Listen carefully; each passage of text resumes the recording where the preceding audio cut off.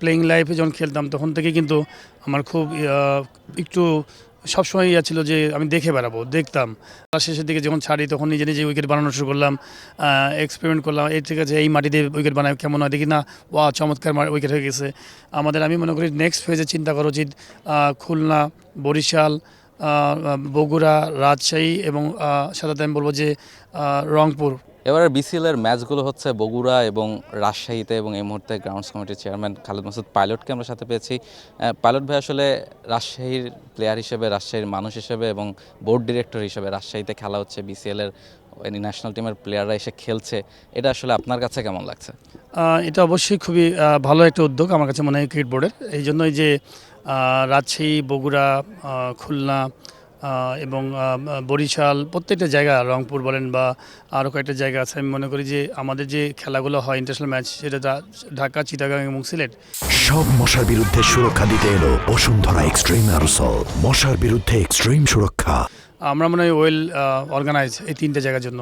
কিন্তু আমাদের এই বিসিএলের মতো এরকম যদি ওয়ানডে খেলাগুলো যে এরকম মানে হতে থাকে রাজশাহী এবং বগুড়াতে, আপনি মোটামুটি একটা প্রিপারেশন নিতে পারবেন যে কোন কোন জায়গায় আপনার ল্যাকিংস আছে প্রত্যেকটা সেক্টরে। যেমন হচ্ছে যে দেখা হলো গ্যালারিতে কী কী ফ্যাসিলিটিস আরও দরকার আছে, দর্শক হয়তো কীভাবে, যেমন আজকে একটা ছোট্ট একটা ইনসিডেন্স, একটা ছেলে চলে আসছে, তো এখানে কী ধরনের প্রোটেকশন লাগবে, বাইরে কী ধরনের প্রোটেকশন লাগবে, মাঠের ফ্যাসিলিটিগুলো ঠিক আছে কিনা।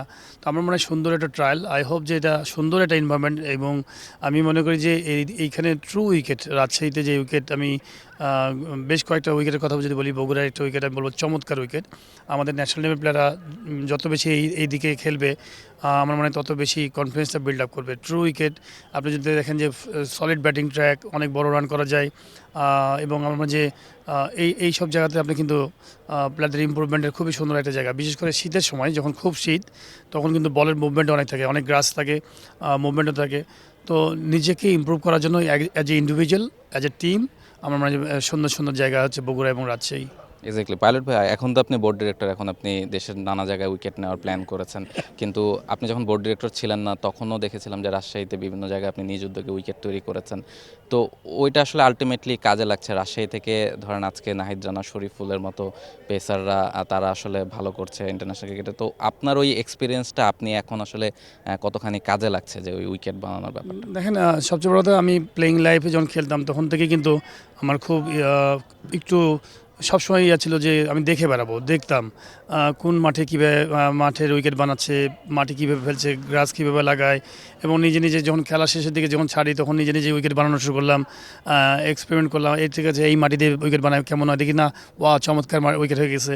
তো এই সব মানে অনুভূতি থেকেই এবং চোখে দেখা থেকেই আস্তে আস্তে শিখেছি, এবং বিভিন্ন মানুষের কথাগুলো শুনেছি হয়েছে। আমার কাছে মনে হয় রাজশাহী বাংলাদেশের, আপনি যদি অ্যাজ এ বোর্ড ডিরেক্টর বলেন, আমার মনে হয় যে আমাদেরকে বৃহত্তর চিন্তা করতে হবে, যে ভৌগোলিকভাবে চিন্তা করতে হবে যে বাংলাদেশের কোন কোন জায়গায় ফ্যাসিলিটিসগুলো ভালো থাকা উচিত। প্রথমে আমি বলবো যে বিভাগীয় শহর যেগুলো আছে সেগুলোতে একদম আপনাকে হাব বানানো উচিত।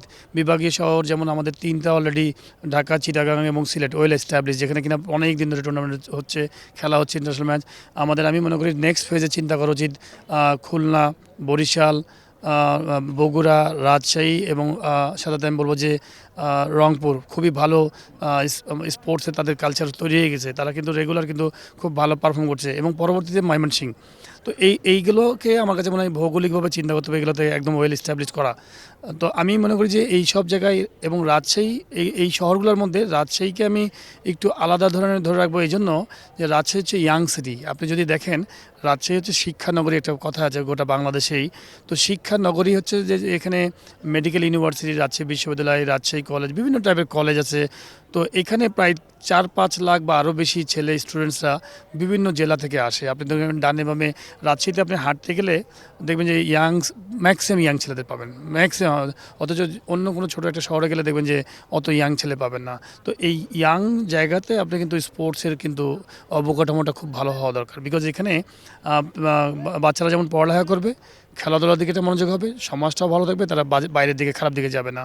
তো এইভাবেও কিন্তু আপনাকে চিন্তা করতে হবে যে রাজশাহী সুন্দর একটা এনভায়রনমেন্ট অলরেডি স্ট্রাকচার হয়ে আছে। আমি মনে করি বগুড়ায় একটা স্ট্রাকচার আছে, এই স্ট্রাকচারগুলোকে নষ্ট করা যাবে না। আপনি প্রতিনিয়ত খেলা রেখে মেইনটেনেন্সের মাধ্যমে সবাইকে সহজ করে দিতে হবে, যেন খুব কাছ থেকে যেন খেলোয়াড়দেরকে দেখতে পারে। For more updates, subscribe to our YouTube channel and click on the bell icon. Follow us on Facebook and Instagram. Download T Sports app to enjoy exciting games and highlights. Visit tsports.com.